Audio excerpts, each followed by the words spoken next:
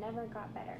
She died just after Papa's planting, when the winter wheat lay in the ground, waiting for the snows and growing rains. But the sky didn't cry for Mama, like Bessie and I did. No rain fell. Papa held us close. Mama is an angel now, he told us.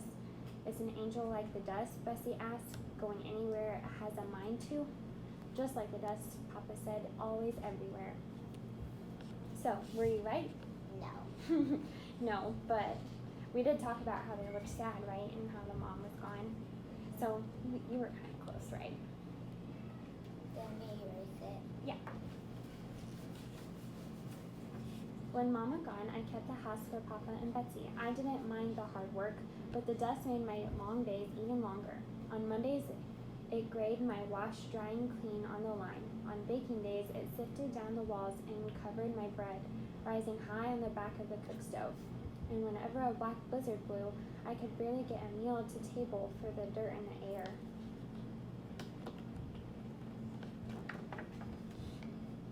Black blizzards rolled down from the north and smothered the sun. Bessie and I thought they looked like the end of the world coming at us. One Sunday in April, Papa got lost in the worst black blizzard of all. He was high on the north quarter when the big roller hit. As fast as we could, Bessie and I gathered in the livestock and ran into the house to wait for Papa. We huddled around the kitchen window and watched the boiling black dirt wall blowing towards us with big chunks of earth tumbling inside it. Soon the air in the room grew thick and we couldn't see our hands in front of our faces. Bessie was so frightened. She held me tight and cried, "Hush, honey," I soothed. "Papa will be home soon, and Mama's keeping watch." "Is she still an angel?" Bessie asked me through her tears. "A beautiful angel," I said, dancing above the clouds. Just then Papa stumbled in the door. He was black as Mama's frying pan and nearly choked to death from the mud-thick air. But we were never so happy to see him.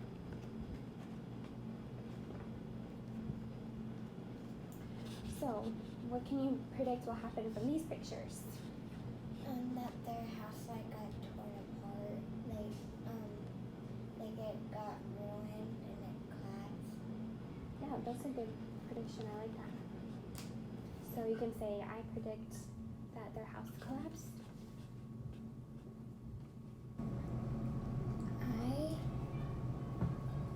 D. Yep. I. C. T. I predict that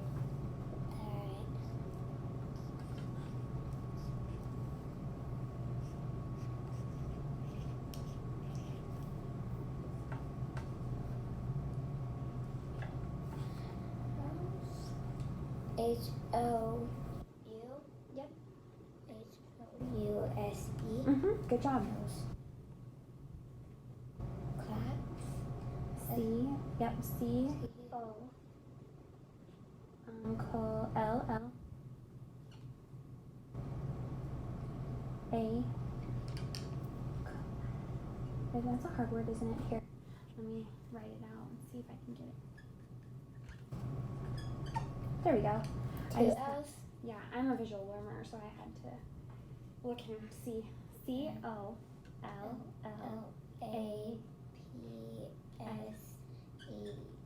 Yeah, good job. Then question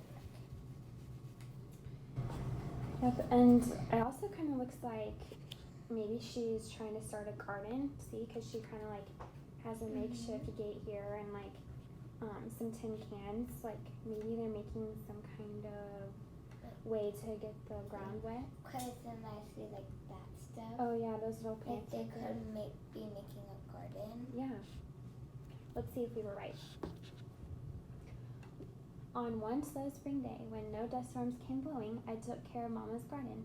It was her special place, her growing quilt, she called it. I turned over the tired earth and sowed in rows of English peas, tomatoes, cucumbers, melons, and beets, and every kind of bean, waxed, green, and butter. Then day after day, I drenched the ground with heavy buckets of water I carried from the well. But the hot sun and dry winds just wilted my sweet new greens, pushing up from the ground. Papa watched me sadly and shook his head. 2 hands in a bucket can't make rain, Annie, he said. Then one morning when I was shooing a chicken from the barn, I found a pile of old tin cans. Suddenly, an idea began sprouting up in me like the seeds in my garden. My idea was a tin can pipe, making lots of hands and buckets work together to bring water to my garden. I took the bottoms of the cans to hollow them out. Then I punched their sides through with nail holes and buried them touching end to end just under the ground. The next day, Papa ran water through my pipe from the windmill. Our windmill pulled our water up from the ground. Papa kept the windmill running all day and night. Then he roamed around the garden with gunny sacks to keep the storms from blowing it away. So, I think that later in the book, though, you might be right. So I think you. Mama's garden. So Yeah. she was making a garden. Yeah. But your prediction, I think it might be right later in the book. We'll see, okay? Soon my garden turned as green as a spring meadow. Papa called it a fine sight. Pretty as Mama's growing quilt, he said. Papa, Bessie and I ate well from my garden all summer long. On Saturdays, I raised money by selling beans and cucumbers for $1 and a bushel in town. I often gave my vegetables away to people who couldn't pay. It just seemed like the right thing to do, life being so hard. Your mama would be proud, folks always said to me. Papa was proud too, he said. In August, I canned up my vegetables in glass jars. I put a perfect seal on the top of each, just as Mama had taught me, to keep summer safe inside. But nothing could keep Papa's wheat and corn safe that summer from the drought and blowing winds. When his crops didn't make good, the bank wanted to take our farm, so Papa took a job with the county, leveling off the dirt drifts on the road to town. It was hot, dangerous work in the blowing storms, but with the money he earned, we were able to keep our home. Now, this picture, what do you predict? It's the house is collapsing, but it's on fire. Yeah. So you were right earlier, weren't you?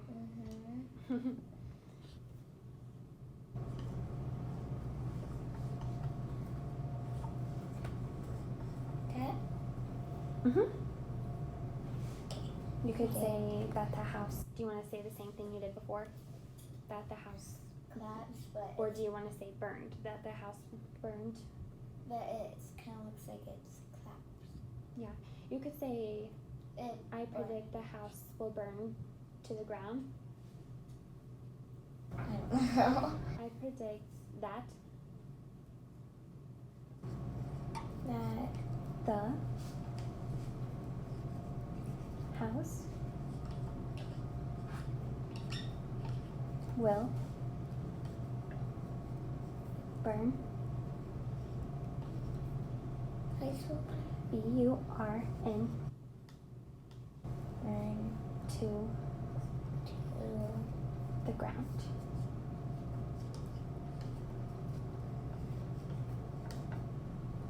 O-U-N-D. Good. All right, let's see if you're right.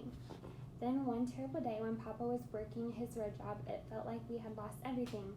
Bessie called to me from the barnyard. Come quickly, Annie. The cows are in the feed stack again, she cried. As I hurried from the house, a curtain near the kitchen window was drawn into the stove and caught fire on the burner.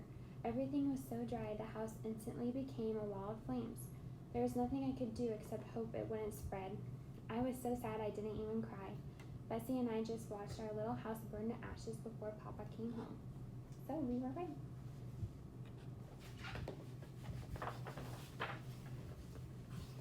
Our neighbors, the Ralstons, took us in after the fire. That Sunday, we all went to church together to take the lonesomes out of bad times, Papa said. Then, after services, something wonderful happened. A line of cars stretching bumper to bumper followed us back to the Ralstons. In the cars were all our friends and neighbors. They'd come to give us a little book with their names in it. Next to their names was the sum of money each was giving us to start again. $10 from the Arthurs, 5 from the Joneses, just returning a favor, they said, and pressed our hands. My tears came easily then. I knew we'd been growing friendships in those years of dust, deep and true. Just like my garden pipe touching tin can to tin can, folks all came together to keep life going. With the money, Papa bought a pink house from Dr. Blackmere in Goyman and moved it to our land on a flatbed truck. The first day in our new house, Bessie helped me with the baking. "Can Mama see us in our pink house?" she asked me. "An angel can see everything," I answered. Then Bessie's voice began to tremble. "But Annie, we can't see Mama anymore," she said. "You can't see an angel, even if she can see you." Her words pulled at my heart. I knew just how she felt. It seemed the new house didn't know Mama the way our little brown house did. It felt strange and empty without her. Then suddenly it was as if I could hear Mama talking. A whisper came in the wind. "Annie," she said, "you make me think there's nothing so bad that it isn't good for something." "Lessons in the dust," I remembered. "Maybe we can see an angel, Bessie," I said. Okay, what do you predict will happen now?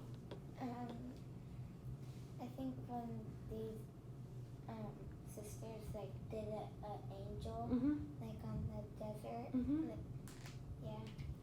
Yeah, I think you're right. Instead of a snow angel, they're making one out of the sand, right? Yeah. Yeah.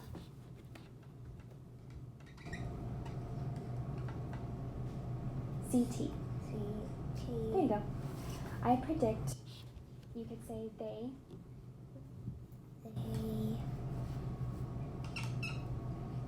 good will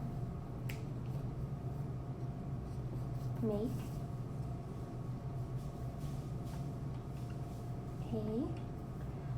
we can call it a sand angel. So sand and then angel. Put it together. Sand angel. I think it's one word. And here's angel. ANGEL.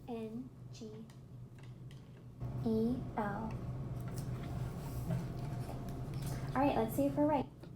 I took hold of her hand and led Betsy outside to a fence row drifted high with dirt. Carefully, I turned and laid down backward in the powdery earth. Then I moved my arms and legs slowly back and forth, and when I stood up, I'd made in the dust a perfect angel. I folded my arms around Betsy. We smelled all earthy and warm together from the baking and the dirt. Then we just stood there for the longest time.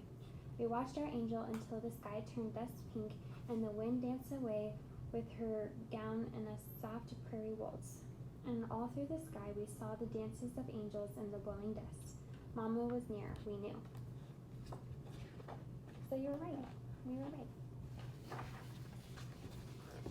Sometimes when the wind blows hard, Great-Grandma Annie tells us her story from long ago about the dust winds and tin cans and the angels that dance in the sky. When she finishes, she always closes her eyes and smiles. "Did you see them too, children? The angels?" she asks us. "We saw them too, Grandma," we say. Then we leave her alone, quiet with memories. On the last page, I feel like that's the angel, that one, that one, that one. Oh yeah, I see that now. Because there's wings, then one's hiding back there, and there's like one right there, and then one right there. Yeah, good job. I didn't even see that the first time. Okay. So, in the story, when you looked at the pictures and made predictions, most of your predictions turned out to be right. How were you able to do that? Because sometimes we do it in our class before 4th grade. Our teacher would read the story to us, and she would ask us to write it down, like make predictions. I would do that, and I got like 2 or 3 right. That's awesome, yeah. So, it's from our background information, right? Like, you already knew a lot about what was happening in the pictures, and so since you had that background information, you were able to predict what would happen in the story.